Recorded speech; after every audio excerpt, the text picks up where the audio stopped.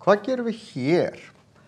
Jú, hér eru einhverju merki. Það bara gráðutala á einu horni, ég á að finna þetta horn. En hvað þýðir þessi merki hérna? Jú, eins merki, eins og þetta hérna, þýðir að þessar tvær hliður eru jafnlangar, þetta eru jafnarma þríhyrningar. Hvort sem myndin hjá mér er nákvæmlega teiknuð þannig eða ekki, það merkin gilda. Og sama hér, þessar tvær hliður eru jafnlangar. Þannig að þar sem þetta er jafnarma þríhyrningur, þá eru grunnlínuhornin, þar sem að jafnlöngu hliðarnar enda og mæta hinni hliðinni, þá er þetta líka 32 gráður, þannig að samtals eru þessi 64 gráður. Og þá er þetta horn hér restin af því sem eftir er af 180. Og það er þá 116 gráður.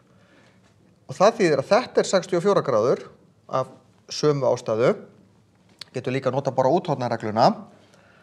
Þessi tvö eru jafnstór horni hérna fyrir utan. Og þá er þetta líka 64 af því þetta er líka jafnarma þríhyrningur. Þetta eru grunnlínuhornin þessi tvö hér. Og þá er 64 er 128 og 180 mínus eru 52 gráður. Sem reyndar skiptir ekki máli því ég hefði geta gert bara hérna 128 gráður strax út frá úthornareglunni. En þetta er alltaf sama reiknistæmið. Hér hefði ég líka geta gert 180 mínus 52. Ég fæ sömu niðurstöðu. Hvað ger ég hér? Jú, hér er þessi gráðutala og ég á að finna þetta horn hér. Hvað veit ég? Jú, ég veit að hér þetta er miðstrengur sem kallað er í hring þegar hann fer í gegnum miðjupunktinn.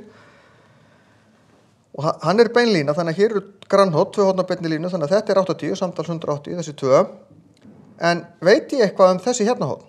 Jú, af því að þetta og þetta er hvoru tveggja radíusinn eða geislinn í hringnum. Þannig að þetta er jafnarma, þannig að þetta er líka x.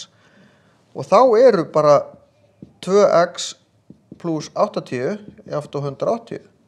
Þá fæ ég út að 2x eru 100 gráður og þá er x jafnt og 50 gráður. Þannig að þetta er 50 og þetta eru 50 gráður.